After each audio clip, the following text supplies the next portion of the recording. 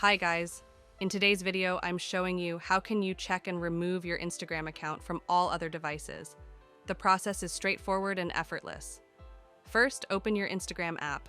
Once it will be open, tap on your profile icon, which is at the bottom right, and tap on these three lines, which are at the top right, and tap on the first option, Settings and Privacy. Now tap on the first option, Account Center. Now tap on this option, Password and Security. And you will see the option Security Checks, and on the first number you will find the option where you are logged in. Tap on this one. Simply tap on this.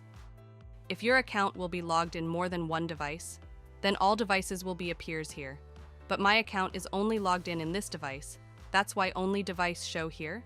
Simply tap on that device on which you want to log out, and tap on the option Logout. When you will tap on the option Logout, then your account will be logged out from that specific device. So by using this method, you can check and log out from all other devices.